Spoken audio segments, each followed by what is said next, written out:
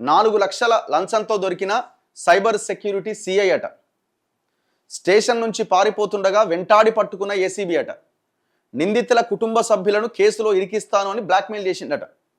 Investment fraud కేసులో ఒక నిందితుడి దగ్గర 9 లక్షలు డిమాండ్ చేసిండట.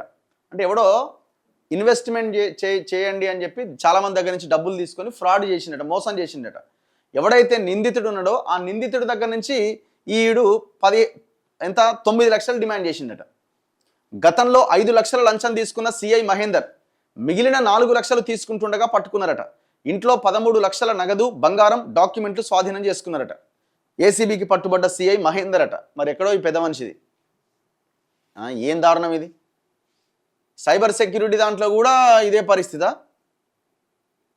మరిగా ఎవరు ఏ దాంట్లో లేదు అవినీతి? సైబర్ క్రైమ్ కేసుల్లో నిందితులను బ్లాక్మెయిల్ చేసి దోచుకుంటున్న cyber security bureau inspector Mahender ఏసీబీకి చిక్కాడు. నిందితుడి కుటుంబ సభ్యులను, స్నేహితులను కేసులో ఇరికిస్తానని బెదిరిస్తూ గతంలో 5 లక్షలు తీసుకున్నాడు. శనివారం మరో 4 లక్షలు లంచం తీసుకుంటూ పట్టుబడ్డాడు. పారిపోతున్న మహేందర్ను ఏసీబీ అధికారులు వెంటాడి అరెస్ట్ చేశారు.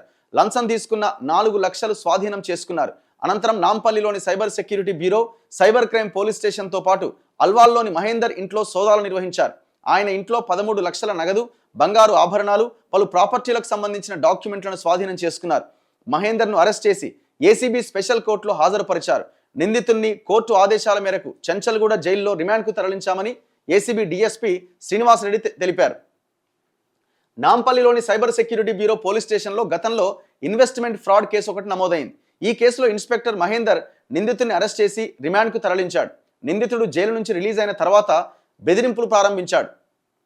నిందితుడి కుటుంబ సభ్యులతో పాటు స్నేహితులను కూడా కేసులో చేరుస్తానని బ్లాక్మెయిల్ చేసిండు. వాళ్లను కేసులో ఇరికించవద్దంటే 9 లక్షలు ఇవ్వాలని డిమాండ్ చేసిండు. ఈ మేరకు నిందితుడి తండ్రి దగ్గర నుంచి గతంలో 2 లక్షలు, నిందితుడి నుంచి మరో 3 లక్షలు తీసుకున్నాడు. మిగతా 4 లక్షలు ఇవ్వాలని వేధింపులకు గురి చేశాడు. దీంతో బాధితుడు ఏసీబీని ఆశ్రయించాడు. ఈ మేరకు ACB central investigation unit case నమోదు చేసింది. బాధితుడితో కలిసి ట్రాప్ స్కెచ్ చేసింది. నాంపల్లి సైబర్ క్రైమ్ పోలీస్ స్టేషన్లో 4 లక్షలు లంచం తీసుకుంటుండగా మహేందర్ను రెడ్ హ్యాండెడ్గా అరెస్ట్ చేసింది.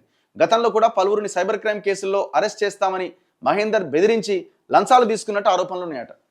గిట్లా తయారయ్యారు. ఏం చెప్తాం?